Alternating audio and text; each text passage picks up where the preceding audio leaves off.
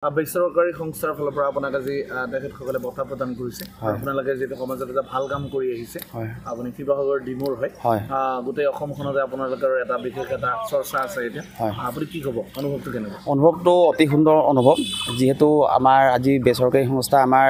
এই সাহসীয়ে যি বঁটা প্ৰদান কৰিছে তাক লৈ আমাৰ অসমৰ বিভিন্ন প্ৰান্তৰ পৰা যিসকল ব্যক্তি আহিছে সকলোৱে উৎফুল্লিত হৈ পৰিছে যে যাতে তেওঁলোকে সাহস যোগাইছে যে আগলৈকে কি ধৰণে আৰু কাম কৰিবলৈ সাহস পাব আৰু সেইবাবে আমি এই সংস্থাটোক আমি আন্তৰিক ধন্যবাদ জ্ঞাপন কৰিছোঁ আৰু আমি আজি বিগত 5 বছৰৰ পৰা ধৰি আমি কাম কৰি আছোঁ আমাৰ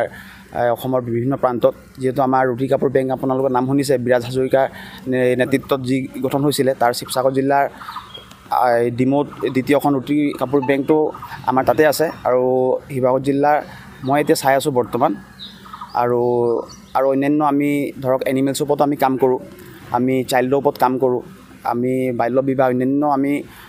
বিষয়বস্তুৰ ওপৰত আমি নজৰ ৰাখোঁ আৰু বিভিন্ন সামাজিক কাৰ্যৰ লগত আমি জড়িত থাকোঁ আপোনালোক যেহেতু কাপোৰ বেংক বুলি জনা যায় হয় কিমানমান লোকক এতিয়ালৈকে কাপোৰ আপোনালোকে আমিতো এতিয়া হিচাপ কৰিলেতো বহুত হ'ব আমি যিমান পাৰোঁ প্ৰত্যেক মাহেকৰ আমি 1 তাৰিখে সেই বস্তুটো প্ৰদান কৰোঁ আমি নিৰ্বাচন কৰোঁ যে আমি কাক দিব লাগে কাক দিব নালাগে আমি নিজৰ টীমৰ পৰা সেই ধন আমি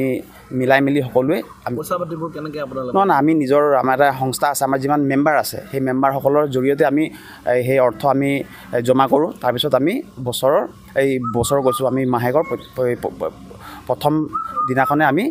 প্ৰত্যেক মাহৰ 1 তাৰিখে আপোনালোকে হয় প্ৰত্যেক মাহৰ 1 তাৰিখে নতুন কাপোৰ নে পুৰণি মানে কি সেইটো ৰুটি কাপোৰ বেংক আপোনালোকৰ যদি কাৰোবাৰ পুৰণা কাপোৰ থাকে আমি সেই কাপোৰখিনি লওঁ কিছুমান মানুহে আমাক সেই ধৰণৰ সহায় কৰে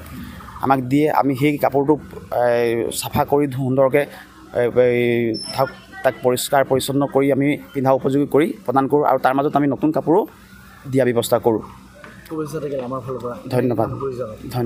Stay informed, stay ahead. News Any 365